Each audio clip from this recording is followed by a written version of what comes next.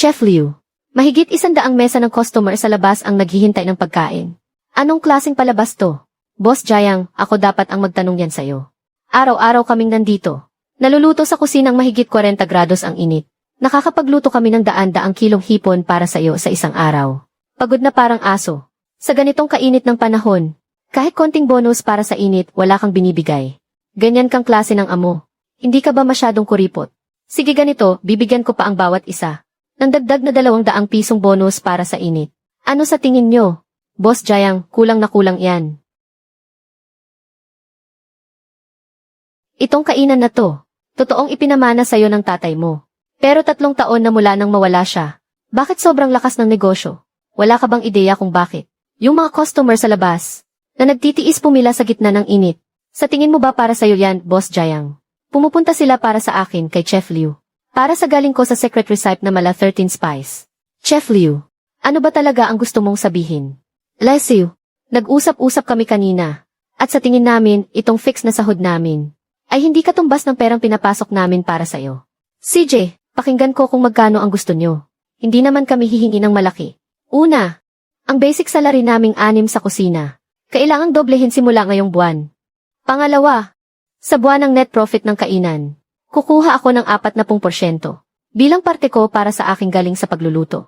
Kung hindi ka papayag, yung bagong bukas na Juxianje sa tapat ng kalye. Yung boss nila.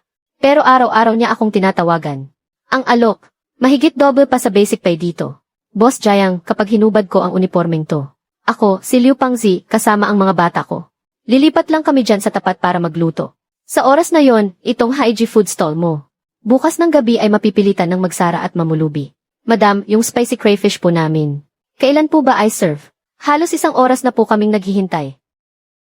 Ikaw ang pumili ng landas mo. Huwag kang magsisi. Liu Pangzi, basic pa 10,000. 5 katulong, tig 5,000 bawat isa. Lahat-lahat, 35,000 sa isang buwan. 15 ngayon. Kaya kalahating buwan ng sahod ay 17,500. Ilabas mo ang EDT code mo para sa bayad. Anong ibig mong sabihin? Tanggal na kayo sa trabaho. Pagkatapos kong bayaran ang sahod ninyo, lumayas na kayo agad sa kusina ko. Nababaliw ka na ba? Ang lakas ng loob mong tanggalin ako. Akala mo ba talaga na itong bulok na sinboard na iniwan ng tatay mo ay bubuhay sa'yo kung wala ang sikretong sahog ko? Paano mo mapapanatili ang mga customer mo?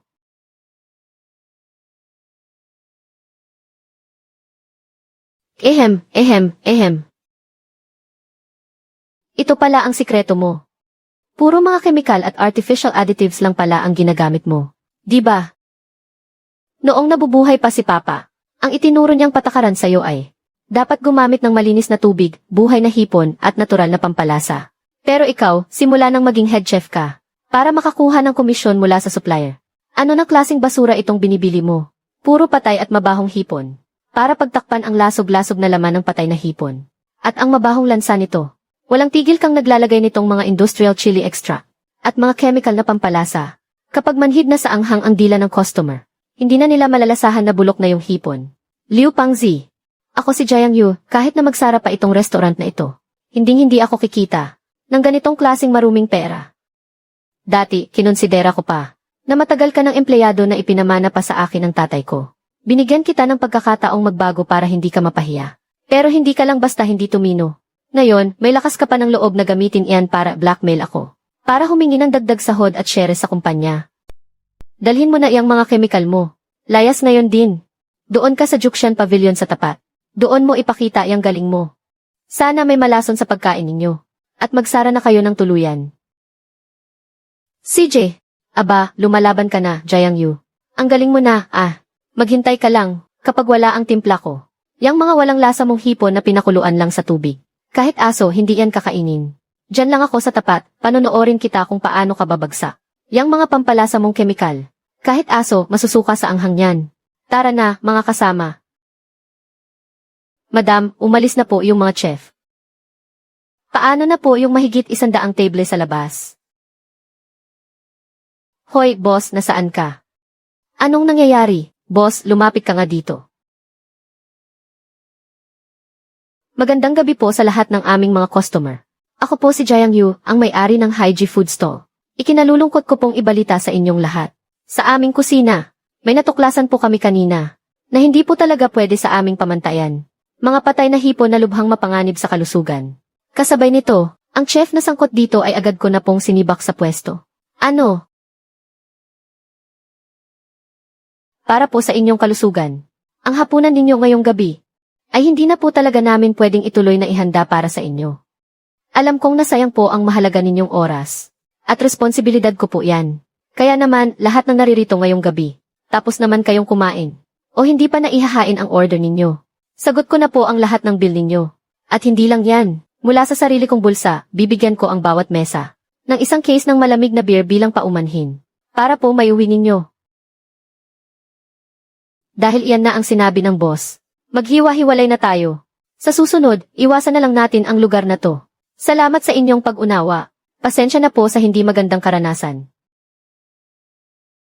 Wang Dae, bukas ng alas 6 ng umaga. Dalhan mo ako ng 250 kilong first class na buhay na hipon. Kahit isa lang ang mamatay, hindi ko tatanggapin. Mula ngayon, ganitong karami araw-araw. Babayaran ko sa pinakamataas na presyo sa merkado. Old Chen, yung pinakadekalidad mong maoxy dahong pao, Sichuan pepper at purong urging shell. Pati na rin yung pinakamagandang star anise at cinnamon. Padalhan mo ako ng tig 50 kilo ng bawat isa. Ipadala mo sa pamamagitan ng Shanfeng Cold Chain Express. Na-i-transfer ko na ang bayad sa alipay mo. Tatang Lee, dalhin mo ang tricycle mo sa likod ng kusina ng Heis. Mayroong mahigit 10 plastic dito ng mga artipisyal na pampalasa. Hakutin mo lahat para sirain. Ha. Ngayon palang magsisimula ang totoong palabas, wala ako. Ilang araw lang, bangkarote na yan.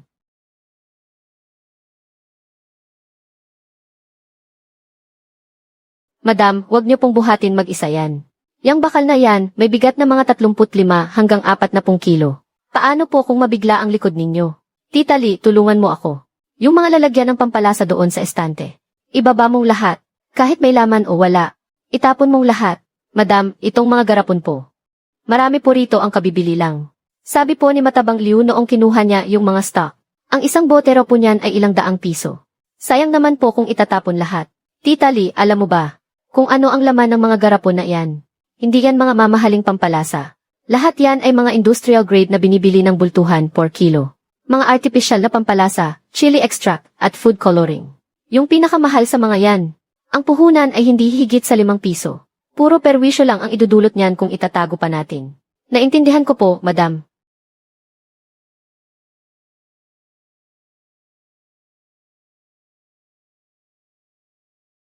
Madam, napunasan ko na po lahat ng mesa. 2 beses ko na rin pong nilinisan ang sahig. Itong likod ko, hirap nang iunat. Salamat sa sipag nyo, Tita Lee. Umuwi na po muna kayo para makapagpahinga. Bumalik na lang po kayo ng alas 3 ng hapon. Madam, mag-isa lang po kayo dito. Hindi po ba kayo uwi para magpahinga? Hinihintay ko pa yung delivery. Darating yung mga buhay na hipon ng alas 6. Kailangan kong personal na check ang mga yan. Sige po. Madam. Mana ka talaga sa tatay mo, parehong matigas ang ulo. Tay, pinalayas ko na yung salot. Huwag po kayong mag-alala, hindi ko hahayaan ang restaurant nyo. Masira sa kamay ng mga taong buktot ang budhi.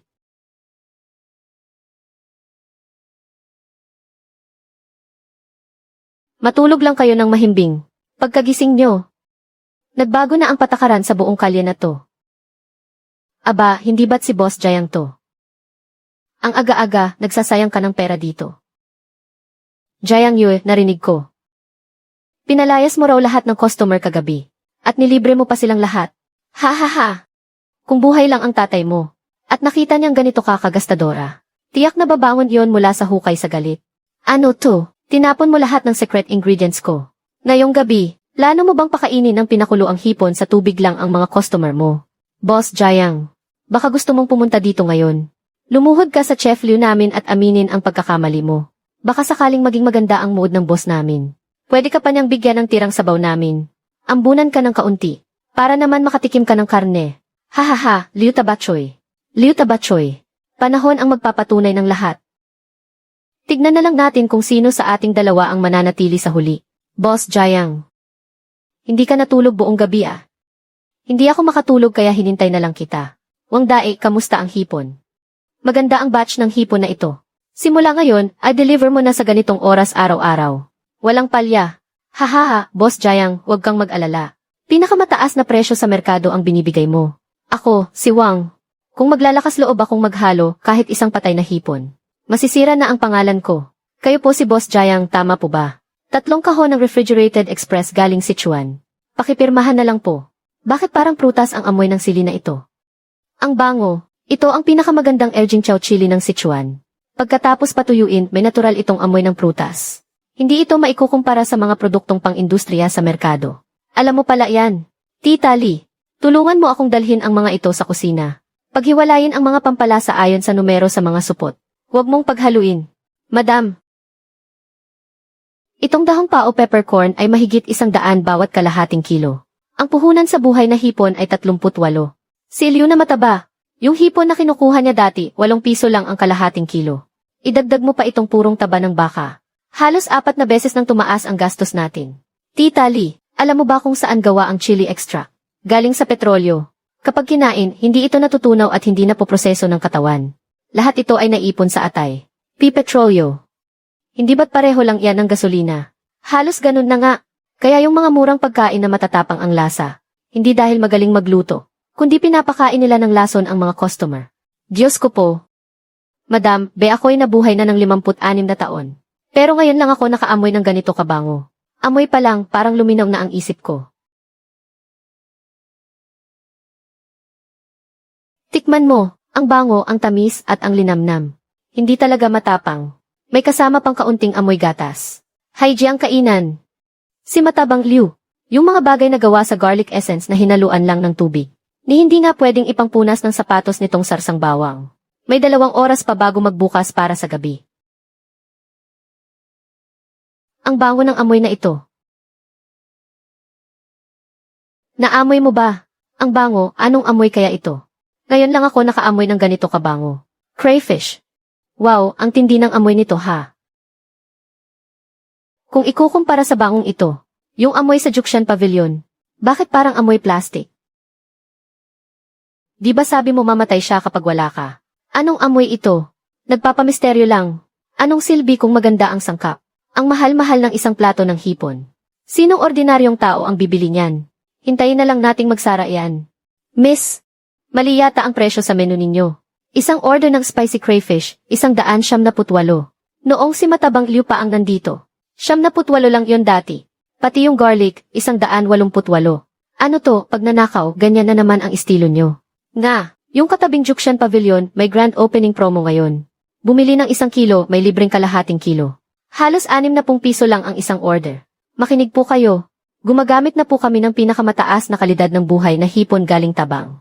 Ang mga sangkap, lahat gawa sa puro at natural na pampalasa at taba ng baka. Manong-manong niluto. Walang ni isang patak ng artipisyal na pampalasa. Talagang mataas po ang puhunan namin. Pero sulit na sulit po sa lasa ang presyo model. Iyan na naman ang mga ganyang salita. Gusto mo lang namang magbenta ng mahal. Tama na, tama na. Huwag na kayong mag-away, bigyan niyo ako ng isang order ng spicy. Gusto kong tikman. Ano ba talaga ang pinagkaiba ng hipon na to na nagkakahalagang 198? Ang mahal naman, nababaliw ka na ba? Sige po, maupo muna kayo. Ihahanda na po namin agad para sa inyo. Heto na po ang crayfish, enjoy your meal. Ano to? Mukha namang malinis yang hipon nyo. Pero mali ang lasa. Kulang sa sipa, hindi maanghang. Kapag kinain, hindi man lang nakakapaso sa dila. Ito ba ang tinatawag ninyong spicy crayfish? Nga, yung hipon na niluto ni Tabachoy Liu dati. Isang kagat mo lang, pagpapawisan ka na sa anghang. Kapag sinabayan ng malamig na beer, sobrang sarap. Masyadong banayad ang timpla nito. Walang sipa na umaabot hanggang sa utak. Iyan ang epekto ng mga artipisyal na pampalasa. At iyon ang pinaka-nakakatakot. Ang mga chemical flavoring ay mura at sobrang tapang. Sinisira nito ang panlasa na parang adiksyon. Hayaan mo na, wala yung lasang hinahanap natin. Tara, doon na lang tayo sa kabila kumain. Naka-discount pa si Tabachoy Liu ngayon. Tara na, hindi na tayo kakain dito. Doon tayo sa kabila, tara. Sa tingin mo, kaya mo akong labanan. Tingnan lang natin. Ang galing sa pagluluto. Ay hindi nabibili sa paggastos lang sa mamahaling sangkap. Para lang maipagyabang. Hindi mo naiintindihan ang panlasa ng masa. Kaya nararapat lang na magsara ang negosyo mo. Salamat sa suporta ng aming mga bago at suking customer. Ang Juxian Pavilion pa rin ang may tunay at orihinal na lasa. Madam, hindi nila alam kung ano ang mabuti. Lahat ng ginagamit natin ay dekalidad. Bakit hindi nila malasahan ang pagkakaiba? Tita Lee, huwag kang mag-alala. Ang taong malubha na ang karamdaman ay hindi kayang uminom ng mabisang gamot. Ang masama ang siyang nagpapalaya sa mabuti model. Dahil, ang dekalidad ay hindi pa natatagpuan ng tunay na marunong kumilatis. Hayaan lang muna natin, okay lang yan. Hay! Ate, wala man lang tayong customer. Paano na to? Tita Lee, sa ginagawa nilang yan, magkakaproblema rin sila balang araw. Ano tong lasa ng mumurahing chili extract? Nakakapaso ang amoy. Pering Lee, dinala mo ako rito para mag-midnight snack. Gusto mo ba akong patayin? Ang sabi kasi, sikat daw to ngayon. Uy, may isa pa sa tapat, Haiki. Mukhang malinis, at hindi rin gaanong matao. Tara, doon na lang natin subukan. Boss, isang spicy at isang garlic. Tapos 2 plain noodles. Sige po, sandali lang.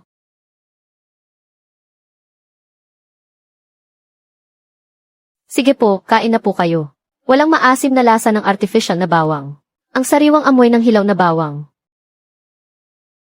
Ramdam mo ang bawat sangkap. Perpekto ang pagkakaluto. Ang sarap ng hipon. Ikaw si Boss Jayang, di ba? Sabi ng lahat, baliw ka raw. Pero sasabihin ko sa'yo ngayon, walang tatalo sa tindahan mo sa buong syudad. Salamat po sa pagpili sa Haiki. Patuloy po kaming magsisikap para makagawa ng masasarap na pagkain. Ang lakas ng loob mong gumamit ng ganito kagandang sangkap. Hindi ka lang matapang. May konsensya ka pa. Huwag kang mag-alala. Ako nang bahala sa bayad. Ako nga pala si Tang. Ang sarap ng pagkain ngayon. Sapat na para makapagsulat ako ng isang artikulo. Para purihin ito ng husto. Kapag ang mga food additive ay sinira na ang ating panlasa. Ngayong gabi sa Haiki Food Stall. Sa harap ng kanilang transparent na glass kitchen. Pagkain. Naramdaman ko ulit ang dignidad na matagal nang nawala. Narinig ko, open kitchen daw itong restaurant na to. Kahit si Old Tang na pinakapihikan, nasarapan daw. Kailangan ko talagang matikman. Boss, lumabas po kayo, dali. Sa labas ang daming tao. Anong nangyayari dito? Ngayon magsisimula ang tunay na pagwasak sa kompetensya. Opisyal nang mag-umpisa ang lahat. Ikaw na mismo ang tumingin sa kinita natin sa isang gabi. Kahit pambayad ng kuryente, kulang pa. Sa tapat, daan-daan ang nakapila. Dito sa atin, nilalangaw. Hindi ba't nagyabang ka pa sakin? Na kapag iniwan mo si Jiang Yu, siguradong babagsak siya. Doble ang binayad ko. Para lang makuha ka mula sa kanya. Para kumita ako sa'yo. Hindi para tumayo ka lang dyan na parang estatwa. Kapag hindi pa rin tumaas ang benta bukas. Ikaw at yang mga walang kwenta mong tauhan. Mag-empake na kayo at lumayas. Jiang Yu, maghintay ka lang. Humanda ka sa akin. Master, anong gagawin natin? Sobrang tapang ng amoy galing sa pwesto ni Jiang Yu. Lahat ng customer nahahatak papunta doon. Baka dapat kumuha na rin tayo ng magagandang pampalasa. Tarantado, anong silbi niyan? Hindi mo ba alam kung gaano kamahal ang dekalidad na pampalasa? Sobrang higpit ng boss natin sa kita. Saan tayo kukuha ng pambili? Ikaw ba ang magbabayad, ha?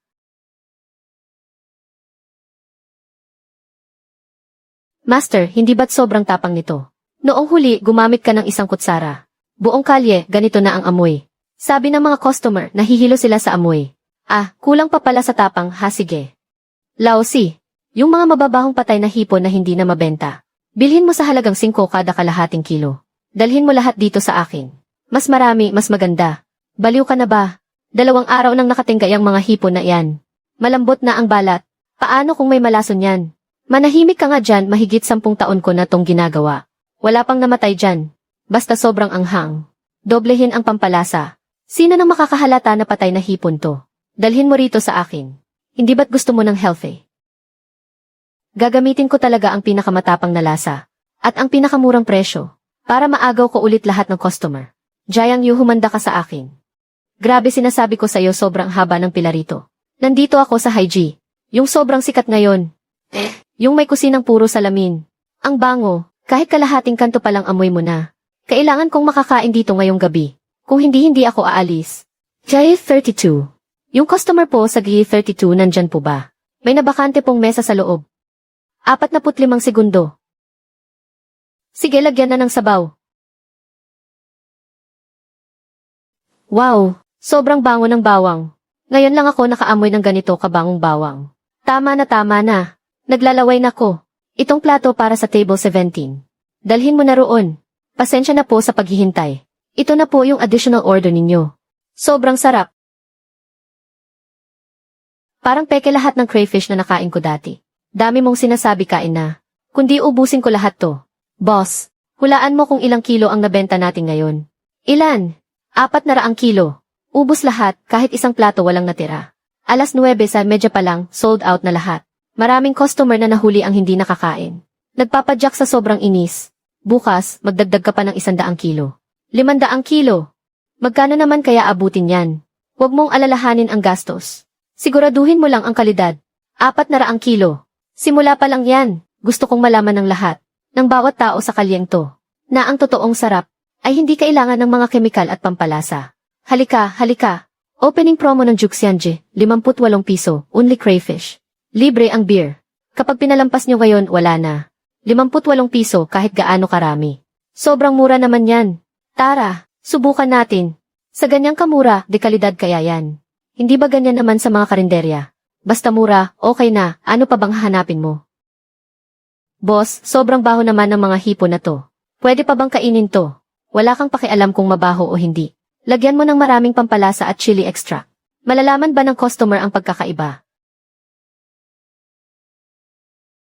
Jiang Yu, hindi ba't gusto mo natural? Pwes, gagamitin ko ang pinakamatapang na lasa. Para maagaw ko pabalik ang lahat ng customer. Tingnan natin kung paano kalalaban sa akin. Parang may kakaibang lasa tong hipon. Hindi ko maipaliwanag. Basta parang hindi sariwa. At saka, ang tapang ng anghang. Sumasakit ang tiyan ko sa anghang. Hayaan mo na, 58 piso lang naman, only pa. Ano pa bang hinahanap mo? Bilisan mong kumain. Kumain ka pa ng marami para sulit. Sumasakit ang tiyan ko. May problema ba sa hipon na to?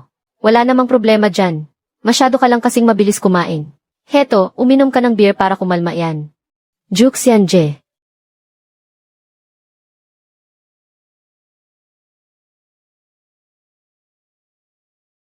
Boss, tingnan mo. Walang hiya talaga tong si Liu Pangzi.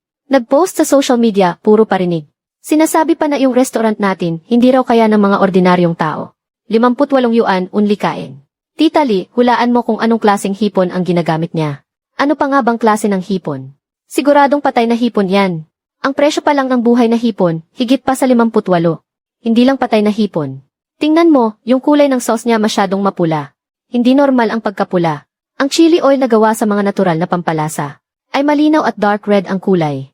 Pero itong sa kanya ay madilim at maitim. Malabo ang pagkapula.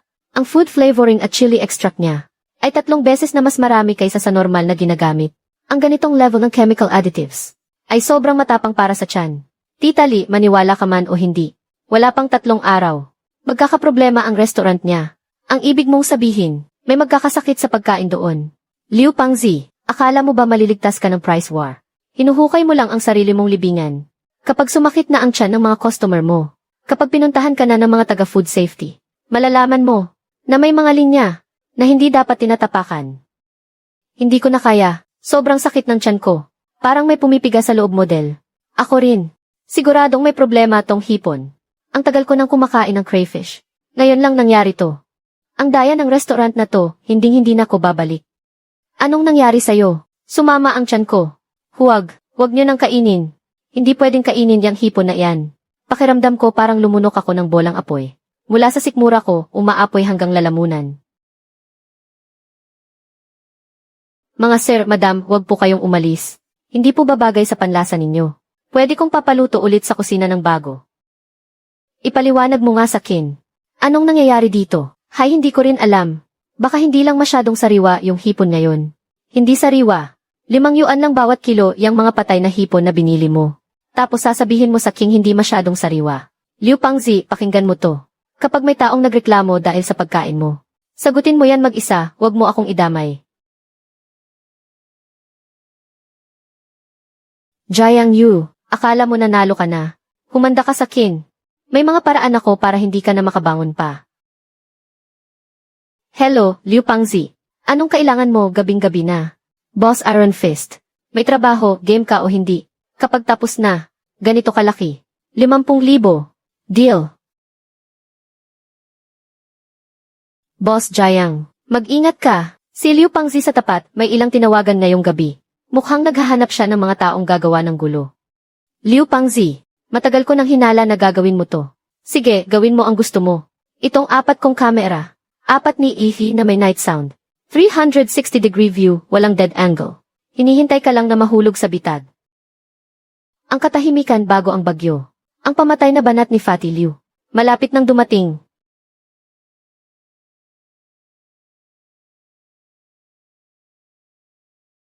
Mga katropa, ngayon, isasama kayo ni Kuya Iron Fist para mag-expose. Ang pinakasikat na viral food stall sa buong syudad. Hi Key! Ito yung restaurant na nagsasabing mayroon silang fully transparent na kusina. Isang tindahan na walang additives at puro natural lang daw ang mga sangkap. Mga katropa, tingnan yung maigi. Huwag kayong magpalin lang sa tindahang ito. Sa unang tingin, naglagay pa sila ng kung anong transparent na glass room. Nagyayabang sila. Nagumagamit daw sila ng buhay na hipon na nagkakahalaga ng ilang daang piso kada kilo. Lahat yan ay palabas lang para maloko kayo. Sa likod ng mga yan, ang gamit nila ay puro galing sa mabahong kanal. Murang patay na hipon. Hindi nga. Mukha namang malinis tong tindahan.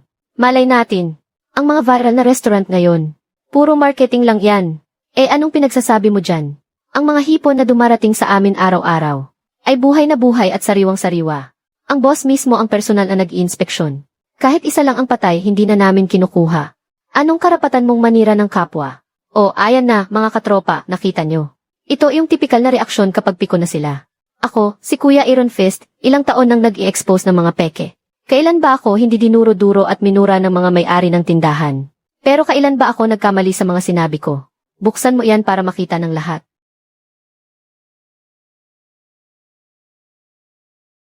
Ito ang may-ari ng Hikey. Si Boss Jiang Yu. Mga katropa, ngayon, tatanungin ko siya mismo. Itong supot na nakuha sa eskinita sa likod ng restaurant niya, sa tabi ng isang timba, na naglalaman ng mga patay na hipon. Kung ano ba talaga ang ibig sabihin nito? Mga opisyal mula sa Market Regulation Bureau. Ikaw si Boss Jiang, hindi ba? Nakatanggap kami ng isang formal na reklamo. Sinasabing ang tindahan niyo raw ay gumagamit ng mga bulok at panis na sangkap, at iligal na nagdaragdag ng mga kemikal. Kaya ngayon, kailangan naming suriin ang mga sangkap at pampalasa sa inyong kusina. Magsasagawa kami ng surprise inspection. Sana ay makipagtulungan kayo. Ang tindi naman ng galawan na to. Humanap pa talaga ng influencer para gumawa ng ingay. At isinumbong pa sa mga otoridad. Lalabanan niya ako. Wala pa siyang binatbat. Kapag napasara na ang tindahan niya. Ang negosyong panggabi sa kalye na to. Akin pa rin lahat. Bless you. Mga sir. Bago niyo po suriin ang kusina ko, gusto ko po sanang panoorin niyo muna ang isang video replay.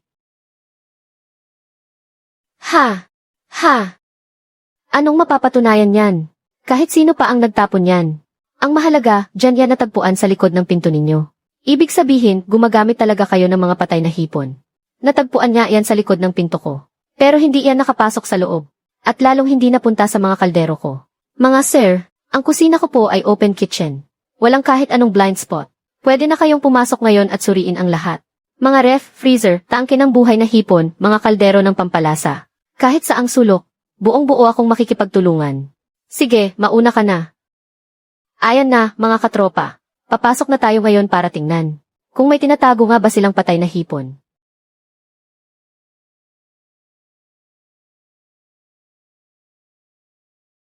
Ito po ang mga selyadong resibo ko araw-araw mula sa pinakamalaking bagsakan ng seafood dito. Para patunayang bumibili ako ng dekalidad na buhay na hipon sa halagang 38 yuan kada kalahating kilo.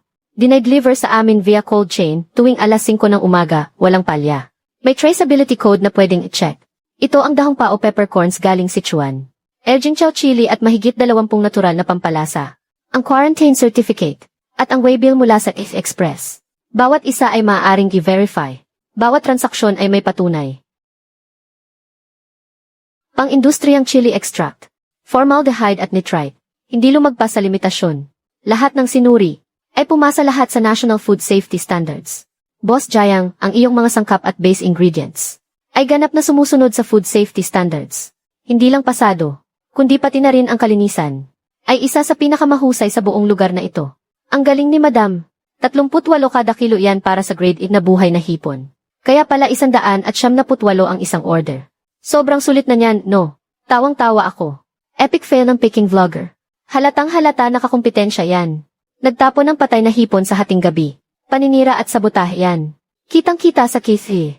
Magkano kaya ang bayad sa'yo, Iron Fist, para manira ng kapwa? Reported na. May nag-screenshot ba? Yung footage mula sa Keith's ni Tabachoy Liu.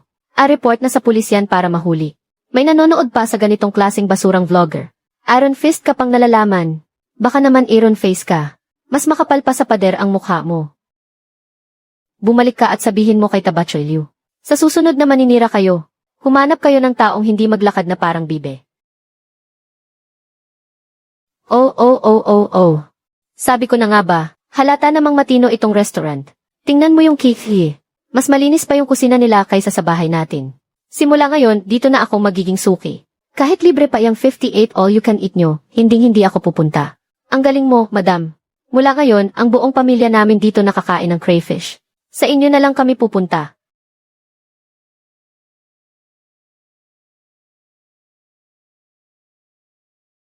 Wala na, tapos na ang lahat. Makinig kayong lahat, nakita ninyong lahat ang nangyari kanina. May gustong gumamit ng isang supot ng patay na hipon para sirain ang 6 na taong pangalan ng Haijiko. Pero ako, si Jiang Yu, ay hindi natatakot kaninuman. Kapag may mga taong gumagawa ng chismis, ang pinakamagandang ganti ay hindi ang makipagtalo, kundi ang ilantad ang lahat sa publiko. Ako, si Jiang Yu, ay nanunumpa. Ang Haiji Food Stall. Kapag may kahit isang serving lang ng hipon na gawa sa patay na hipon. Kapag may kahit isang patak lang ng mantika na marumi. Agad akong magbabayad ng 100,000. Agad kong wawasakin ang tindahan at isasara ito. Ang galing talaga ni Madam Liu Tabachoy. Salamat sa magandang palabas na dinala mo. Simula sa araw na ito, malalaman ng buong syudad na ang Haiji, ang siyang tunay na malinis at tunay na masarap na crayfish. Ikaw mismo ang nag-akyat sa akin. Sa pinakamaningning na tuktok ng industriya ng pagkain dito. 100 para sa isang numero. Makakapasok ka kaagad.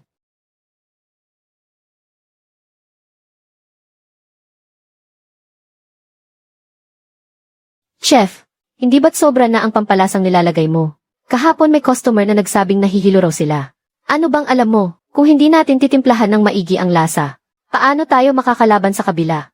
Itigil mo na iyang kadadaldal mo. Magtrabaho ka na. Anong nangyari sa'yo? Ayos ka lang ba? Dalhin mo ako sa ospital. Ang tiyan ko parang hinihiwa ng kutsilyo. Mandaraya, nilalason mo kami. Tatawag ako ng pulis para ipakulong ka.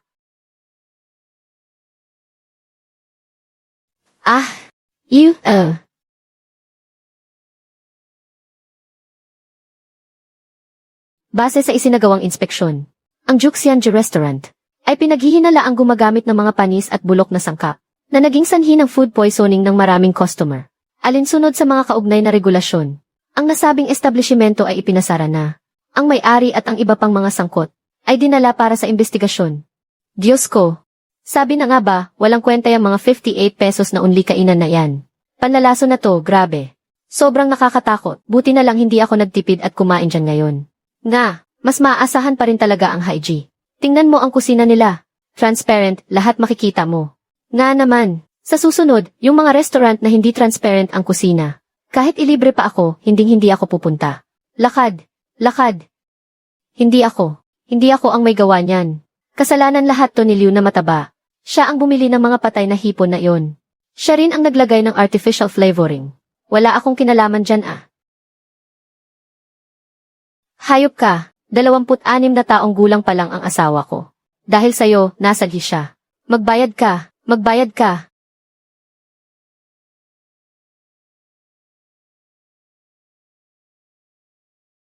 Kagagaling ko lang kumain sa Haiji. Sa sobrang busog, hindi ako makatulog. Papanoodin ko muna ang live ni Madam Boss. Puno na ba ang reservation para bukas? Buti nakabook ako para sa makalawa. Dad, nakita mo ba? Yung salot na iyon. Sa wakas nakulong na rin. Ang restaurant mo. Hindi ko siya ipinahiya. Mula ngayon, wala nang sinuman ang makakagamit ng mga maruruming paraan para dungisan ang pangalan ng Haiki.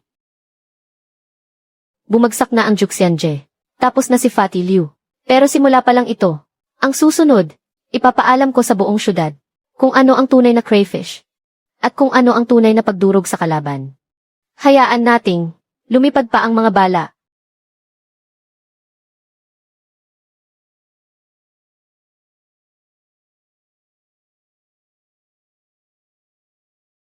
Sir, hindi pa po kami bukas. Magsisimula kami sa alas 4 ng hapon.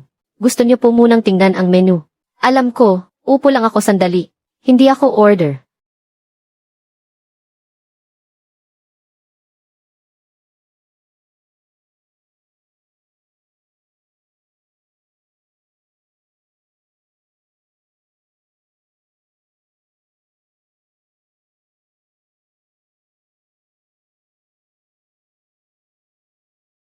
Itong tao na to, naparito ba para kumain ng hipon?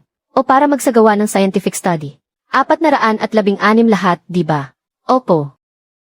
Madam, sino yung taong yan? Mukha siyang hindi ordinaryong tao. Hindi ko alam, pero babalik yan bukas. Ha, paano mo nalaman? Isang spicy. Isang garlic.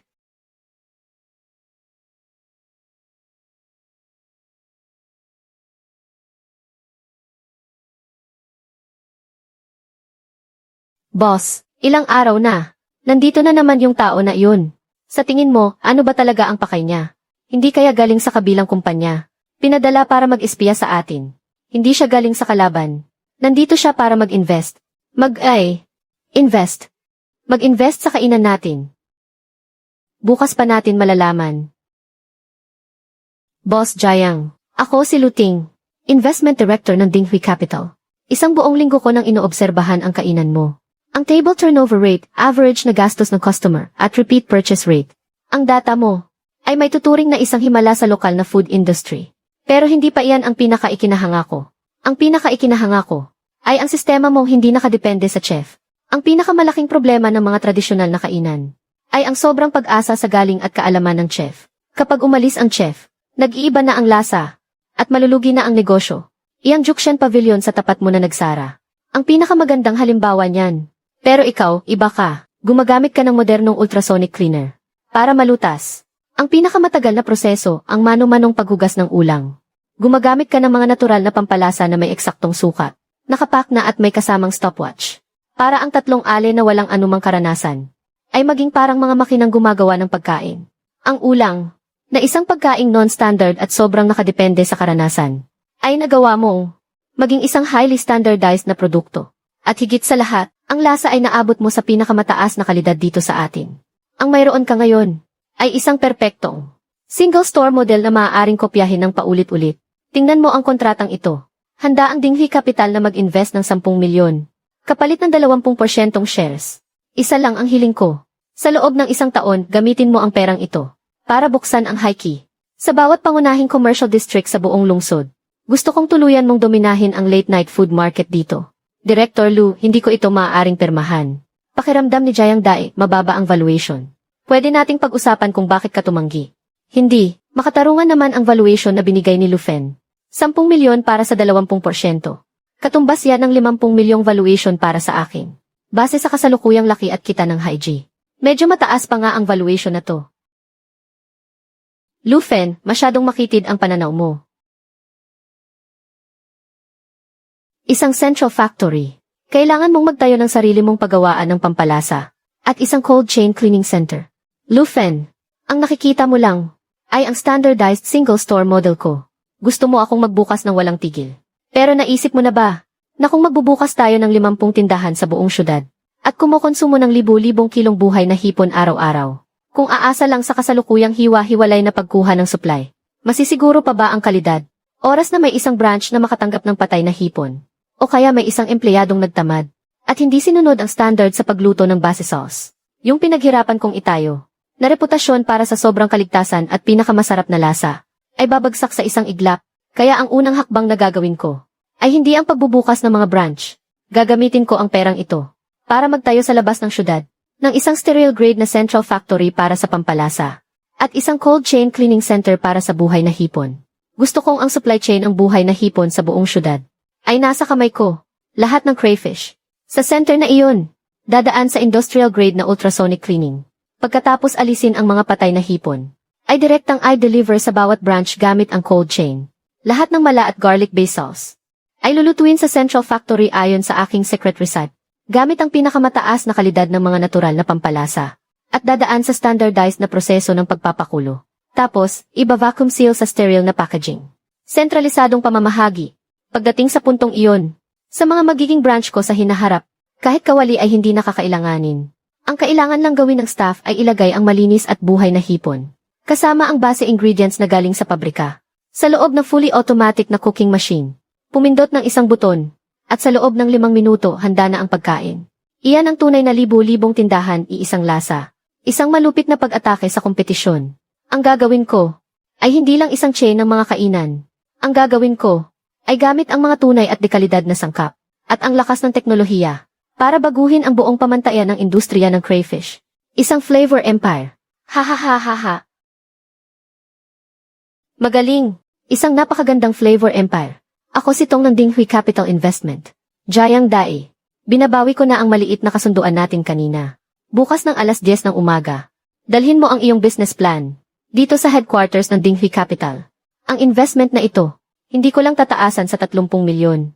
Kundi gagamitin din ng Dinghui ang lahat ng aming supply chain resources para bigyan ng buong suporta ang pagtatayo ng iyong central factory.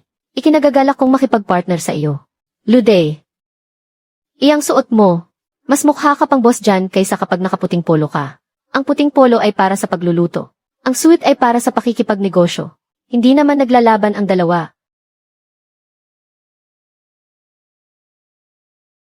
Jayang. Nahugasan na ang hipon na ito. Ito ang una nating salu-salo ngayong gabi. Si Matabang Liu dahil sa krimen sa food safety. Nasentensyahan ng 1.5 taon. Narinig ko na pumayat siya ng 20 kilo sa kulungan.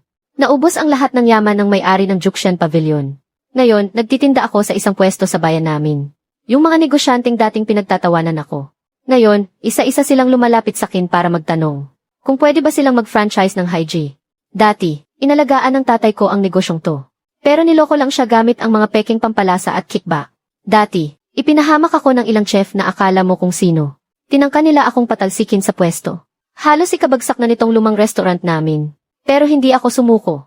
Ginamit ko ang pinakamatapang na paraan para alisin ang mga salot sa kumpanya. Ginamit ko ang mga pinakadekalidad na sangkap para mabawi ang aming dignidad at gamit ang makabagong kaalaman sa pagnenegosyo.